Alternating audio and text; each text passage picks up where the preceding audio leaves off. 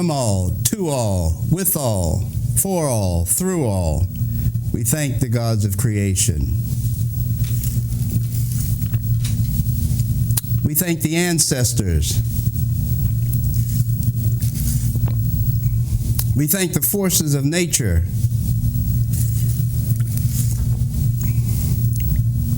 And we thank the earth.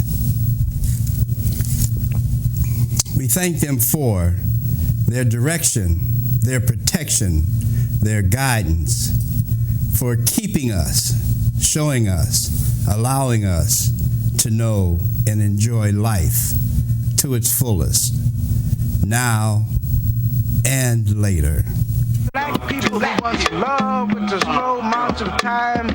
Time was ours to hold in the soft, low-born chambers of our hearts. And was we, the Afro mommies and daddies of a sun world, would turn our strands of hair into antennas to tune in the juju madness and syncopated love rhythms of Africa. And we loved with time, and we took the time to love, and with the right time we loved, and we loved time after time. Will we ever love again? Will we ever love again? Will we really ever love again? Or will we just sit and rot away with the brighter tomorrows in the skag field, rat-cluttered halls of our minds? Black people, what y'all gonna do? Black people, what y'all gonna do? Will the real black people please stand up?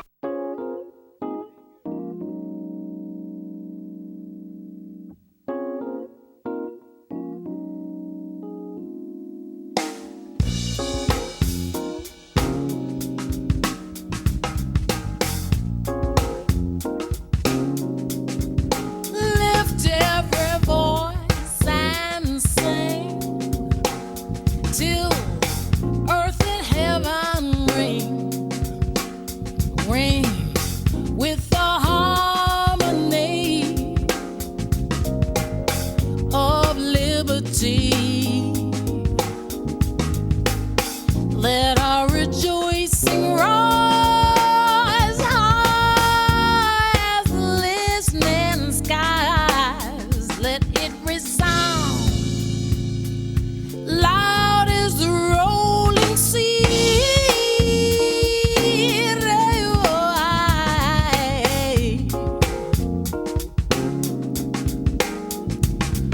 Sing a song full of the faith that the dark past has taught us.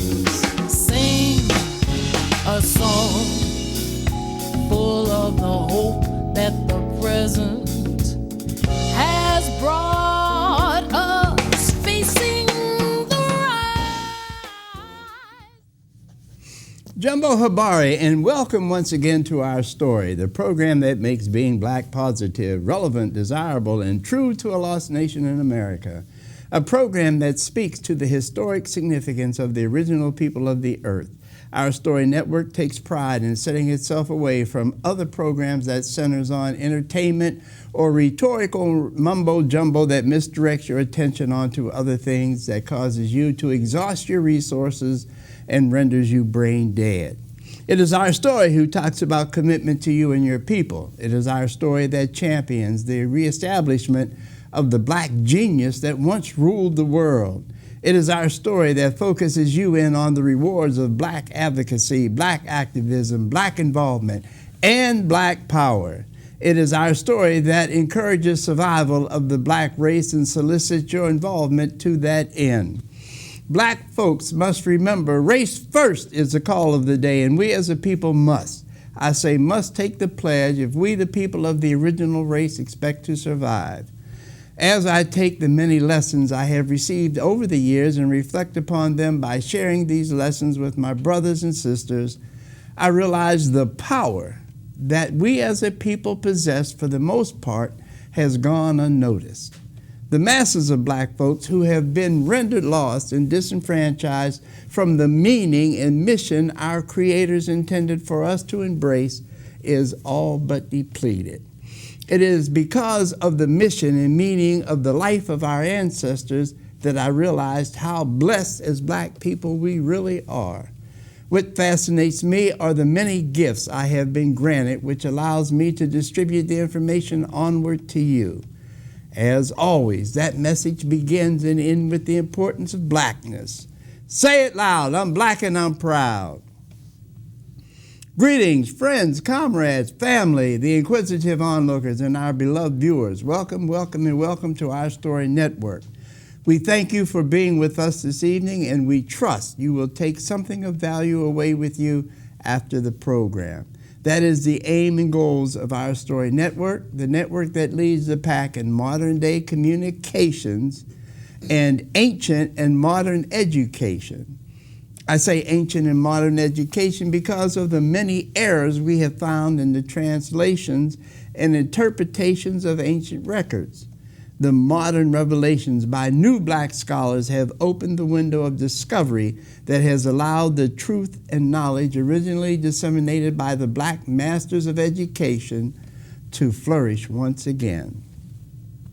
This is one of the stumbling blocks that has kept black people from rebuilding their greatness and recapturing their birthright. Good evening, brothers and sisters, and welcome once again to Our Story Network. Before we get into tonight's program, I want to address the current situation surrounding the Unity 1 decision to fire 4 officers and suspend 2 officers for ignoring NOPD policy and trying to cover up these infractions. As a member of Community United for Change, CUC sent out a news release addressing Superintendent Sean Ferguson's decision on the officers. As the local media refused to air responsive comments, I will read the full press release sent to the local media. Monday, July 22nd, 2019, it says, and I quote, "The Board of Directors for Community United for Change, CUC, has authorized the chairman to make the following statement. To the citizens and residents of New Orleans, Louisiana, is compelled to congratulate New Orleans Superintendent Sean Ferguson and Public Integrity Bureau Commander Arlinda Westbrook for their valiant efforts in resolving the blatant disregard for both citizens' consent decree and NOPD policy. It is with great pride CUC speaks out on this matter to reassure its members and city officials that the people's work continues to be the priority of the people who engaged and fought unrelentingly for change and replace the status quo of the police brutality and police murder. The people of New Orleans have fought for several decades to replace business as usual as determined by the Police Association, which maintained a culture of corruption throughout the Jim Crow years and into the era of the Danziger Bridge Massacre. Had it not been for Dr. Romel Madison and the people of New Orleans, the current federal consent decree would not be in place. Superintendent Sean Ferguson has shown a willingness to respect the rule of law in spite of Michael Glasser and the Police Association's attempt to return the New Orleans Police Department back to the good old days. Let us make no mistake, New Orleans has a long way to go if the NOPD is to cure itself from past failures. It is necessary for the people of New Orleans to realize the consent decree will only be effective if the federal monitor and the U.S. courts continue to employ a strong monitoring policy for at least another 10 years. It is apparent the current monitoring policies have not produced the desired thresholds the consent decree was intended to reach. CUC calls on Federal Judge Susie Morgan to require the federal monitor to be more attentive to the product of the consent decree as opposed to the rhetoric of the federal monitor's claims. We also asked Judge Morgan to increase public involvement, especially beyond the select few the federal monitor has utilized in the last 6 years. It is apparent, had the federal monitor been more inclusive, fewer police officers would fall through the cracks. Yes, the NOPD is healing, but rushing recovery will only create a relapse that could null and void the gains the consent decree can or will make. End of press release.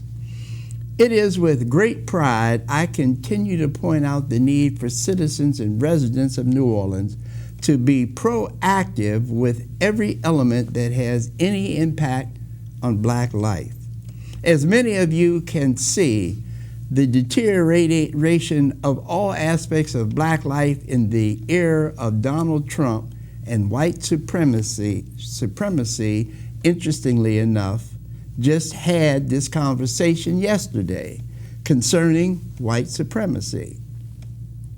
I became aware of something that is not mentioned much in my circles.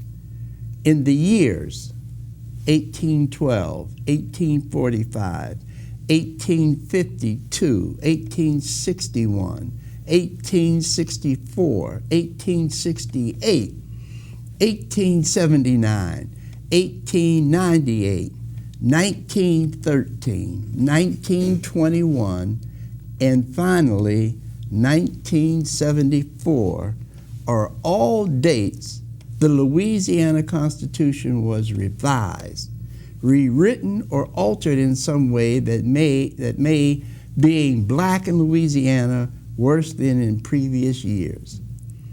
What brought my attention to this was the 10-2 legislation that forced juries in Louisiana to accept something other than a unanimous verdict in criminal proceedings. While reading the constitutional law, I found that in the year 1898's Constitution, the term white supremacy was adopted as the official direction of Louisiana.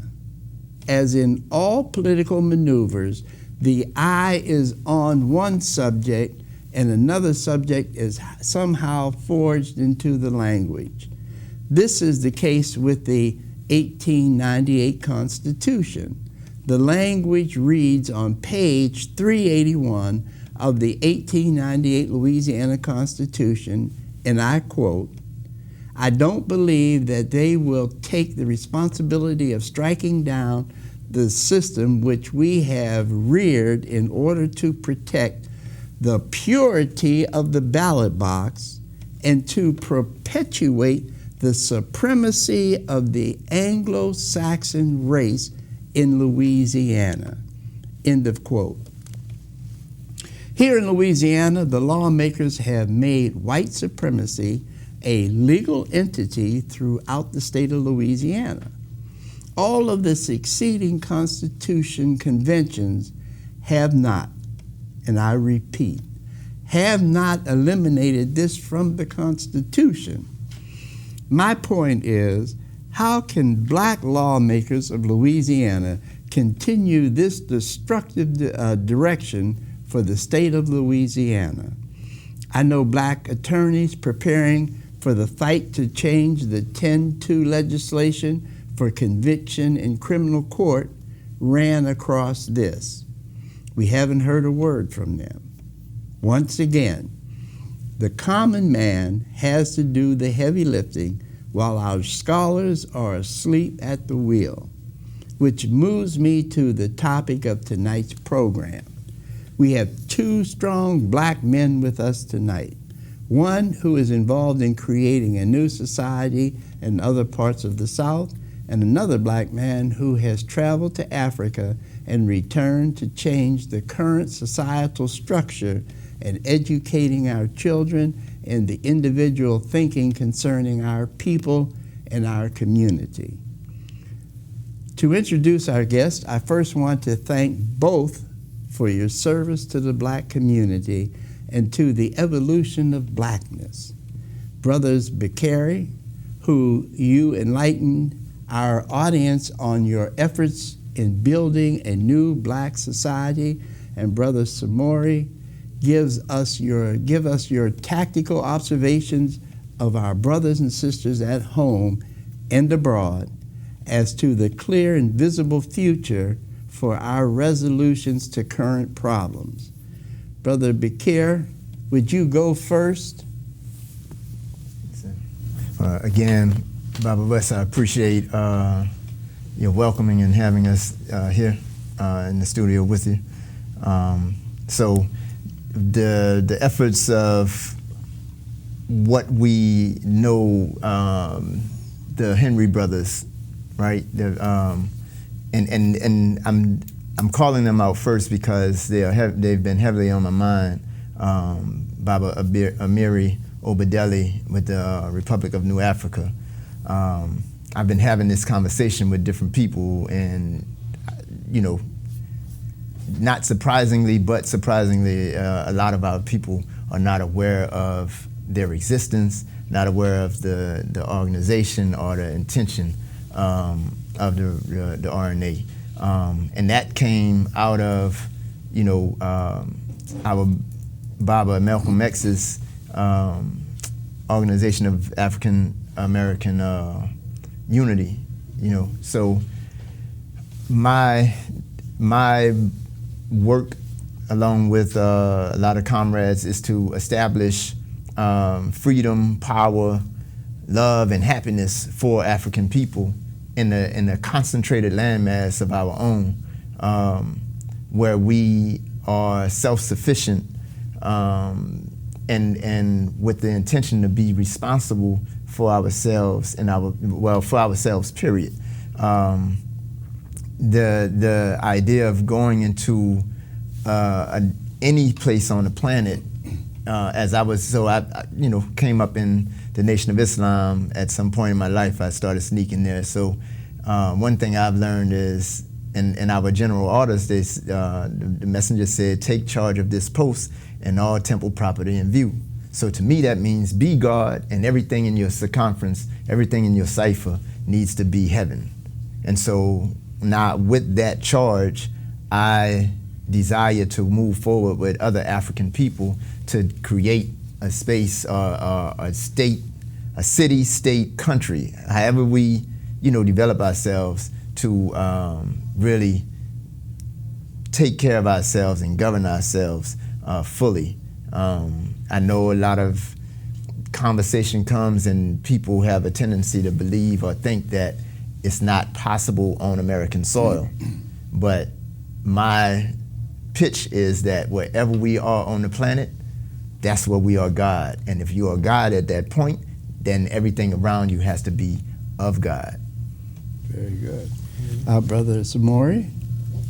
Well, thank you again, Baba West, for allowing me to come here and share the stage with my brother Baakir Taihembe here.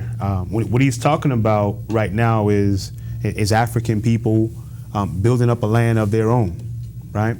And I moved to Ghana, West Africa, 4 years ago, with the understanding I wanted to go to a place where it's quote unquote already our land. And even with colonialism, it's been a beautiful experience. Even with neo-colonialism, it's been a beautiful experience.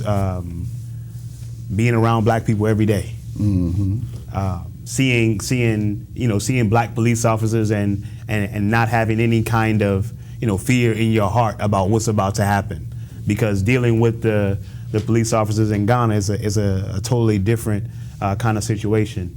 Seeing black people in positions of power who hopefully have your best interests in mind. It's a beautiful thing to be in a black land. And if we can create that, as Baba Baakir says, wherever we are in the world, that's one of the things that we should be doing. Because if we have so many complaints, if we have so many things that we feel are wrong with the particular society that we're in, if you are a man, if you are a woman, you don't just accept what is the norm of today. You don't accept what is of the society right now. You say, yo, I can build something of my own. If you have that courage, if you have that ovarian fortitude or testicular fortitude to stick your neck out on the line and say, let's do something different. Let's light a candle instead of complaining about the dark. So in my repatriation to Ghana, I wanted to, to be that candle, that lighting that candle in the dark, so that people can see that it ain't hard to move to Africa. Africa. Hey, I got a beautiful, apartment. I got a car. There's a mall if you're interested in those kind of things. There's a lot of things to do, on the continent, everywhere, but also, as I said, in Ghana, we can make it happen. But the question is, are we willing to make that happen? Or are we just very good at complaining about the issues that we have? Well, it's been my experience over the years. I was fortunate enough many years ago to spend 3 years on the continent. Mm-hmm. And if all goes well, I'll spend my reclining years on the continent. All right. But it's interesting because we have been so brainwashed until we only believe that the colonial life is the only life to live. Mm-hmm. Mm-hmm. And when I say colonial, a lot of people always go back to the 16 and 1700s. But this is 2019, and this is still a colony. Yeah. America claims that it is a country, but America is still a colony of Britain. I mean, there's no way that you can say that the umbilical cord has been cut when everything that the United States does somehow, some way goes through England. So, this is a difficult situation for black folks, especially who have very little understanding of what's going on outside of this cesspool that we live in America. Yeah. And one of the things that I want to talk about the settlement that you are working on. Give us some background. How long has it been going on? What do you see the next several years moving, and how can people get more information and explore their possibilities in doing something like this? So, so we started some earlier, maybe 2014, 13, 14. It's an elder who I know who has 66 acres of land. It's our family's land. She's been farming the land on her own. Unfortunately, with all of the children that she has and the many family members that she have, like brothers and sisters and cousins and things of that nature, there's not a great desire or intention to do the work that she's doing with the land. We've been Jedi mind tricked into not wanting to farm because that's slave work, right? We don't want to do anything that makes us think in terms of being a slave. So we don't know how to see our work as a worth for us, for our benefit, like the fruits of our own labor, and we eat the fruits. So at any rate, Mama invited us out to the land several times, taught us for the help. We help till the fields. We city folk, but teach us how to plant, teach us how to harvest. I fell in love with it. I had already been doing the work. Samori and I had been doing the work with Little Africa on the West Bank to just create a a district, a cultural and economic district for the benefit of African people. Black Star as a entity, from the education or the school that it's become Kamali, to the cafe as a hub for African people to meet and be proud of being African, was or is a microcosm of what we have intention for on a larger piece of land. So we learn how to connect and collaborate with one another, understanding that if he's a right arm, I'm a left arm. You know what I'm saying? Like the brain and the anus, like everybody working together to be the strong, brilliant, powerful body that we are. The brain and the anus? The anus, because people, we you know how. Anyway, so at any rate, so the intention or the idea is starting from, like, we only have 66 acres of land, and I say only just so we can grasp that. That's still a whole lot of land to the average cat out of the city, but a very small amount. So you start from that 66 acres of land and actually develop into a community that provides for that whole community and outside of the community as we desire. We have projects in our city. You look at the St. Bernard project. White boy came and, redid that one. What they call that one, pilot, I forget the name of it. Columbia. Yeah. Columbia Park. Right, and it was a pilot. Yeah. So the St. Bernard project is not, I forget how many acres it is. I'd have to look at it. But when you consider how many people are in the St. Bernard project or in Columbia Park right now, and look at some of the facilities and institutions that they've already placed inside of that small space. Yeah. It's not 66 acres by far. Right. So if you have the capacity to do that, sure, they build people up on top of one another. We're talking about spreading ourselves. If you have the capacity to do that, to start there, then you also have the capacity to, like, once you get that under your belt, you stretch yourself further and further. So all that to say, there is much to do in terms of responsibility. So when I say we want to live in freedom, power, love, and happiness for African people, I'm saying we are in the capacity of using power as a responsibility. As a Baba, with all the children I have, I don't sit with the privilege of being a Baba, of just, look, do this for me, son, do this for me, daughter. I have a responsibility to make sure that I'm caring for my children, and then that becomes reciprocated because of the love of respect that I get from them. And so our intention to develop our own land space is very much that.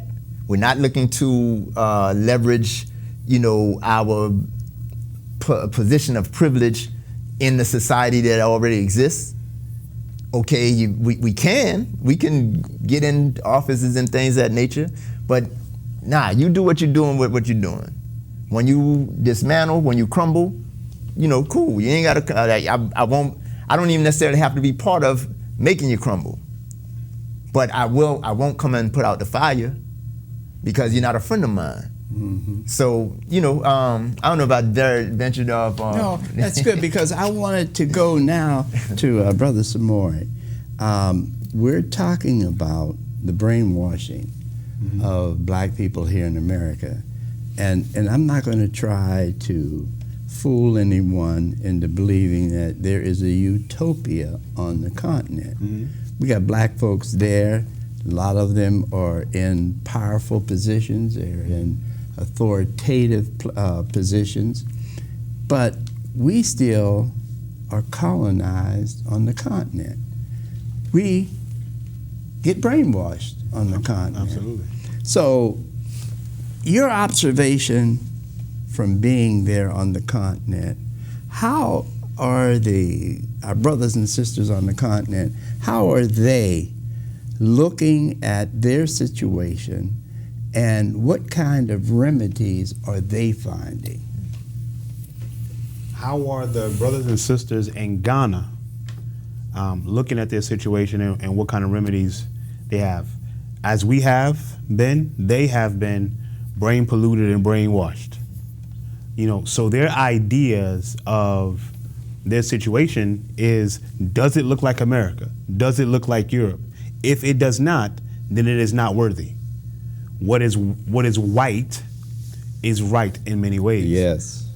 So their solutions is to make it a copy of the Western ways of America as well as Europe.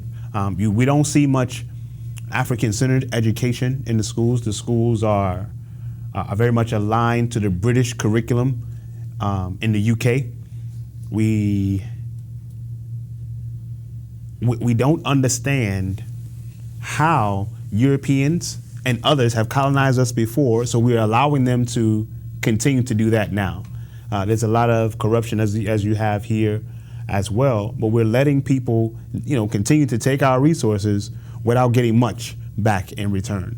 But there's a powerful group of younger Africans. There's a powerful group of Africans that are coming from the United States of America and repatriating there, who are asking those questions, who are trying to open the eyes of those who are in power so that they can see, hey, we're not doing anything different from what our predecessors did. Can we grow out of our infancy, because Ghana has been around for over, 62 years now, since they've gotten independence in 1957. Can we now get out of our infancy and do for ourselves and not look to the British, not look to America, not look to anyone but ourselves for our own growth and development? It is slow going. Like I said, there's only a pocket of folks, just like there's a pocket of people here with some consciousness who is working for the development of African people. But it's happening.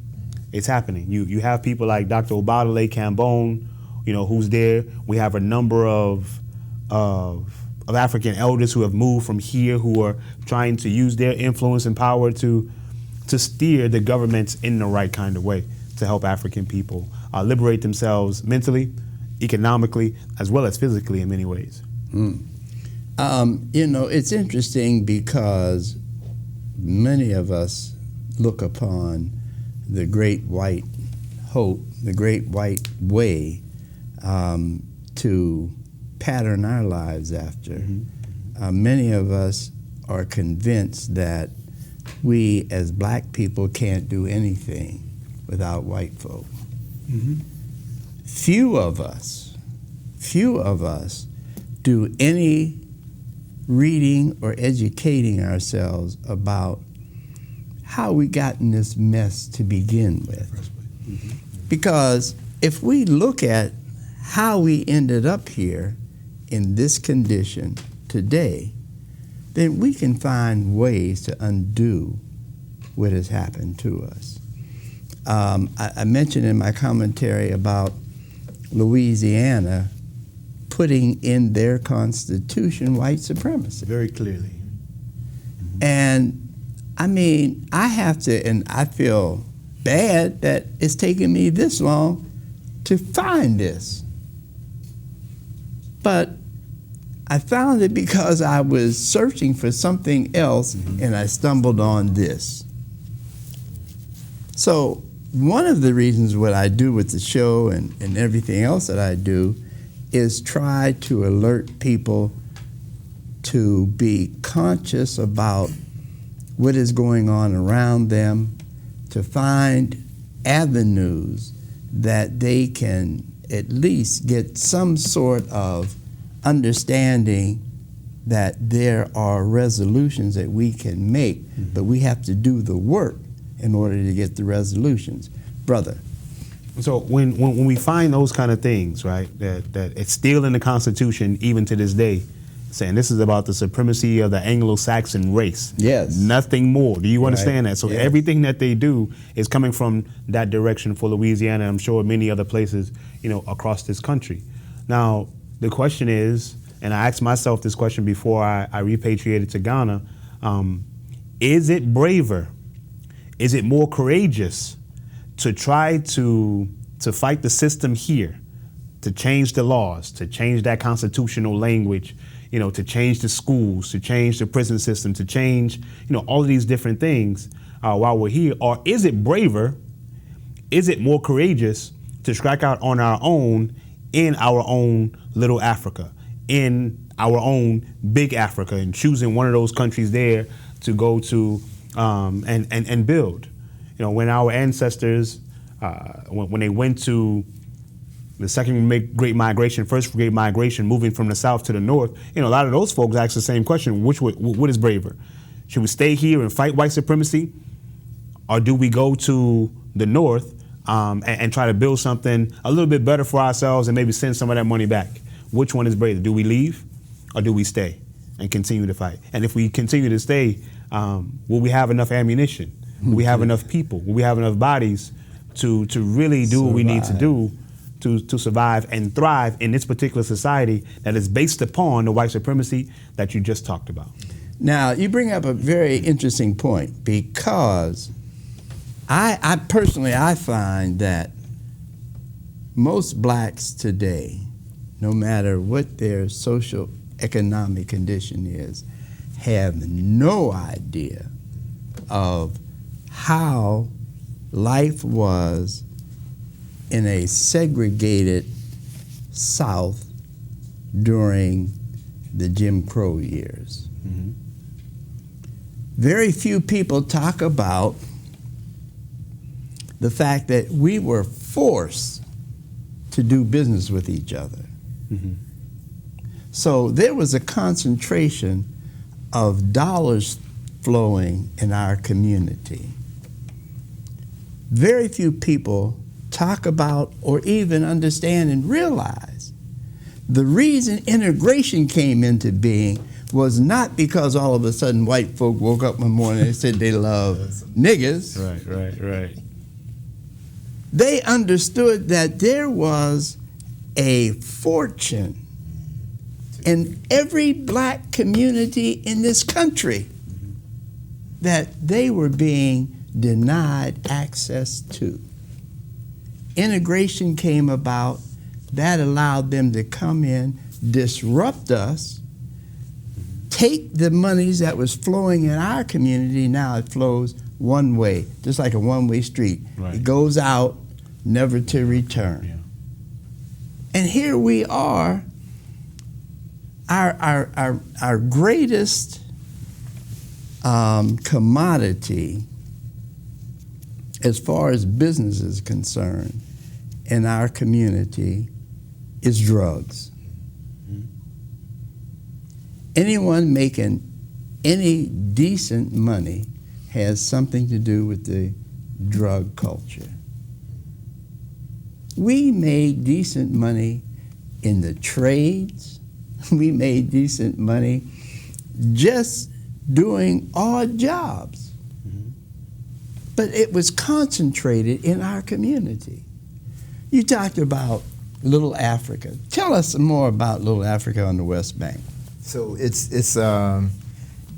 actually even historically accurate for us as African people. So we understand in New Orleans that on the West Bank, in Algiers, it was the place that the French brought brothers and sisters from the Senegambia region to really break us into, force us to submit to the enslavement that they had waiting for us before they brought us to the auction blocks in the French quarters. So there was also, at some point in our story, the establishment of Freetown for African people who it was supposed to be a training grounds to help us prepare ourselves to return back to Africa. And so we grew up in Algiers.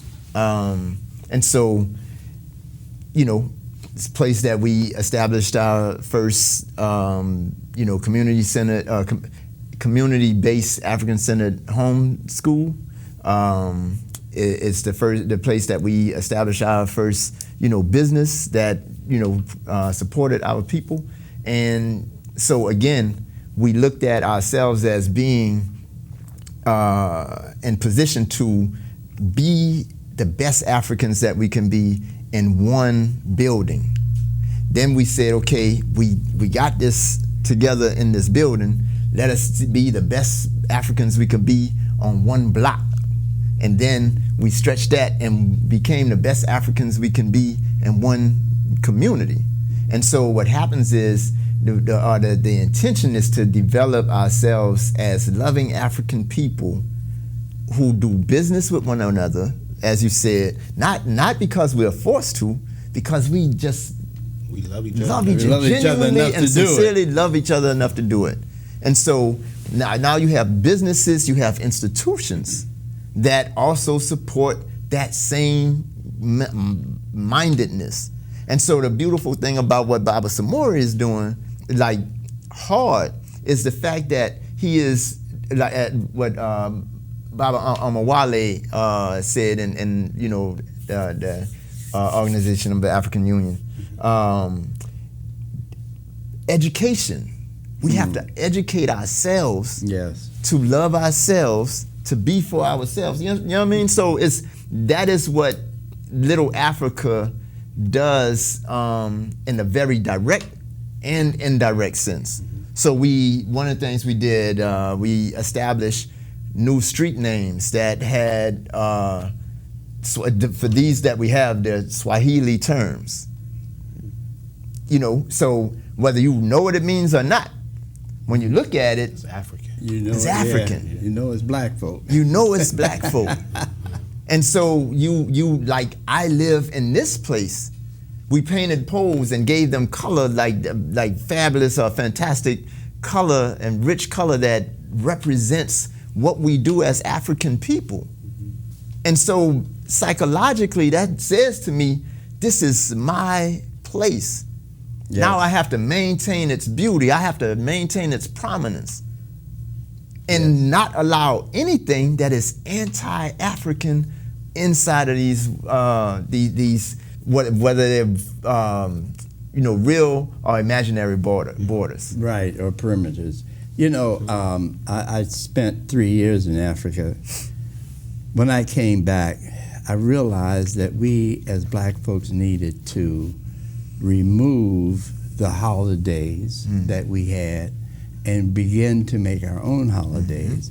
In my family setting, I stopped all practices of celebrating European holidays, period. I made birthdays the focal point, and that was the most cherished and celebrated time of the year. And the reason why is because you have a birth. That birth automatically creates a Mother's Day and a Father's Day on the birth of the child. And it gives you the understanding that this is a collective, a collaborative. So I understand there's something of that going on. And I want to talk about 2 dates, July 27th and August 17th. Right. What's so special about these days? So the two like fantastic days, beautiful days, right? Blacktastic days. The one, July 27th, is the birthday of our great Queen Mother Moore, Queen Mother Audley Moore, who was one of the strongest, clearly, unrefutable, strongest black women, mothers that I think walked the grounds of this country. So being that it's her birthday, being that she was also received and bestowed the title of Queen Mother on the continent, we are celebrating now what we call African Mama's Day. So we want to literally celebrate the beauty and love and reverence that we have for African women, particularly African mothers. And, you know, I understand there are some sisters who are not able to conceive or, you know, for whatever reason, or who are not yet mothers. But that does not stop you from being a mother. That's right. right. You know what I mean? So we, like, Mama is the name of God on the lips of babies. Mama is the name of God on a big bold black man who, you know what I'm saying, ain't in the best shape right now. Right. You call Mama before you call Jesus or anybody else, right? And so we are, like, literally every July 27th, we are celebrating the greatness of mamahood in the African communities. So that's the Black Mama's Day. Black Mama, African Mama's Day. African Mama's Day. Yes. All right. We're African people, man. Absolutely. Since I've been back, I've seen so many, you know, black folk here in New Orleans, and I just asked them, man, where you from? Oh, I'm from Algiers. Man, where your people from, man? Yeah. My people from Algiers. Yeah. Man, where you from? I'm from the Seventh Ward. I mean, where your people from, man? My people from the Seventh Ward. I'm like, no, man, you African. Like I'm saying, like we have to really understand that the vast majority of us have twins or triplets on the continent somewhere. Yes. We look just like we are African people, man. Yes. And one of the you know, most beautiful Africans that we've ever had is the Honorable Marcus Garvey. Yes. You know, so on August 17th, we're gonna celebrate his birthday. Yes. You know, that's gonna be a Garvey Day festival, you know, down in Little Africa at Black Star Books and Cafe.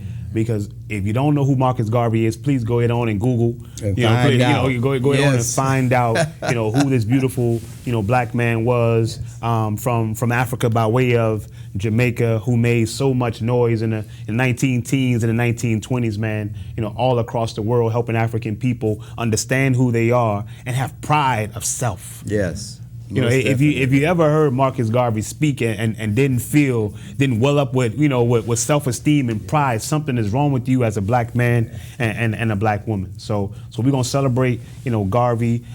We want to bring many of his concepts back, and one of his main concepts was race first. Right. Race first. Race first. You know, we got to do it. We got to do it for ourselves. Yes. You know, when we have children who are going to schools and they're getting degrees and all that kind of stuff, and you say, "Hey, you gonna do that for black folk?" And some of them say, "Oh, well, you know, I'm just gonna be a doctor for everyone. I'm gonna be a dentist for everyone. Yeah, They don't need you. Right. We need you to be, you know what I'm saying, for us." Because everybody else has what they need. Right. We need more of folks who love us first. And there's nothing wrong with loving yourself and loving your kind first. That's right. Everybody else does. Everybody does. Everybody. And you might say, well, I don't want to be like everybody else. I want to rise above. Listen to me.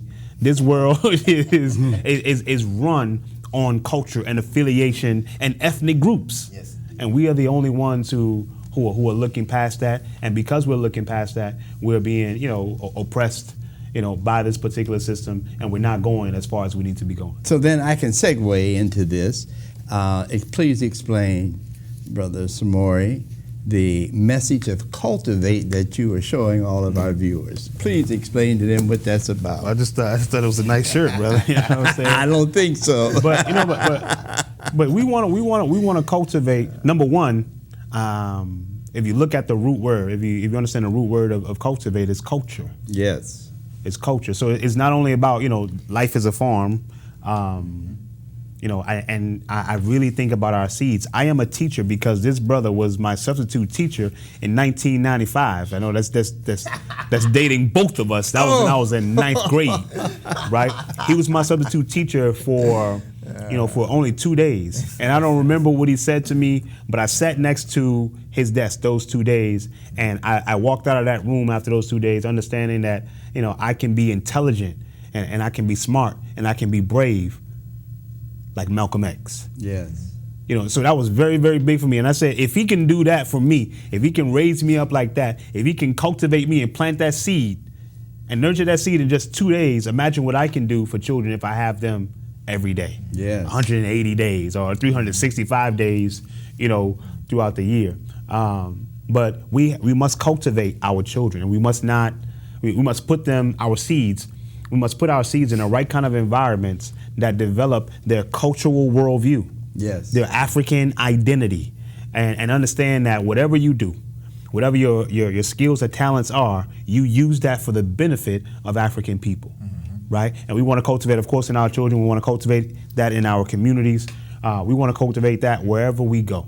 And that's all this is about, man. I mean, I'm not as good of a farmer, as I would like to be. I went out there to Alabama with him one time and almost died. Hey, but if we're not growing our food, if we're not cultivating ourselves mentally, if we're not cultivating our own food, like literally, then we're playing games in terms of being free. Yeah, and in terms of cultivating, I want to talk to you, the listeners, about the book that I wrote, Our Story, The Original Holocaust, which is about cultivating our minds, cultivating our spirit, cultivating our being and our physical being, and cultivating us as a people. There is so much that goes on that gets by us, and I think this is an introduction that may help you figure out what is going on and why it's necessary for us to be on top of who we are, but more importantly, who we need to be. Okay. We need to be black folk. We need to go back to us as the original people of the earth. We need to understand that our birthright was stolen from us. We still don't have our birthright. So, if you get a chance, pick up on the book. You can get it over at Community Book Center, and let them know that this is where we go as a family, because we keep the business in the family. We have the fastest hour in television, believe it or not. And I wanted you guys to give about 20 seconds, if you would, some parting words for our viewers. African people, love yourself. If you're looking to begin to cultivate the seeds or your children, your young warriors, at KamaliAcademy.com, KAMALI Academy.com, you can find all kinds of curriculum, African-centered curriculum, resources and whatnot, and even courses to help educate your children for liberation. We got to cultivate their minds. And I know we have a lot of older folks, but I focus on the younger generation as well, so we can raise up those African warriors, those great trees of tomorrow that will give us all the shade that we need to live in our African power. Brother Baakir. And I really just encourage us as African people to reach back into our child space, more or less, where we reimagine or just tap into our own imagination. I got you. Right? And be, like you said, be who we are and become who we desire to be. Exactly. As an African people. I want to thank you, brothers, and we're going to try to get you guys back here before you go back to the continent, my brother. Absolutely. But thank you for being with us. I mean, it's always a joy and a pleasure to have black folks and black minds coming together and letting people know that, all of us ain't out there acting a fool. I want to thank you for watching. We appreciate you stopping by. There's the number if you need to get in touch, give us a call. They're also going to give the information for YouTube, because this will be up on YouTube by the end of the week. Until we meet again, it should be next week, brothers and sisters, but I must tell you that next week we'll have Brother Johnny in here for the next 2 weeks. I'm out taking care of business. Till we meet again, brothers and sisters, Yahuro Sasa Ngawa. Sing a song full of the hope that the present has brought us, facing the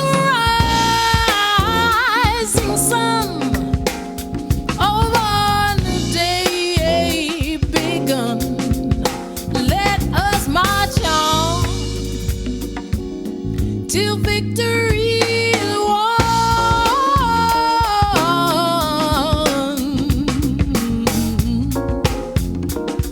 Listen to me now, Yo, before Dr. Dre, there was Dr. James, welding cords around a copper frame. We sing songs, not for the accolades, to lift voices like a helicopter blade. High in the listening skies, my eyes glisten and tears drop down like rain. Not from the pain, from the joy of how far we came. My brainstorms are designed to celebrate our reign.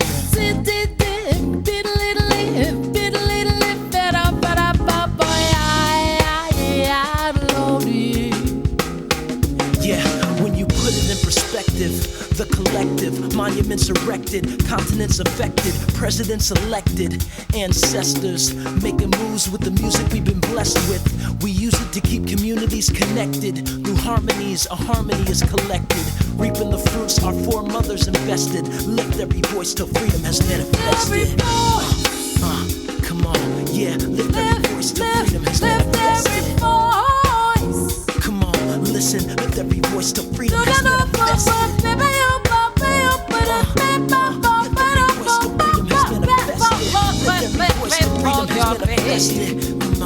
Come on.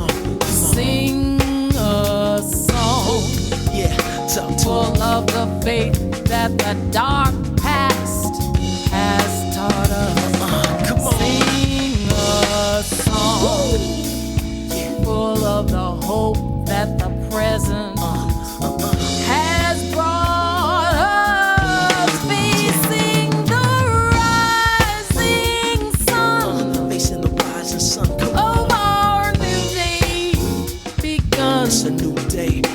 Let us march on Yeah. till victory is Yeah. won. Till victory is This is won. victory music. Come on, I hope you feel it.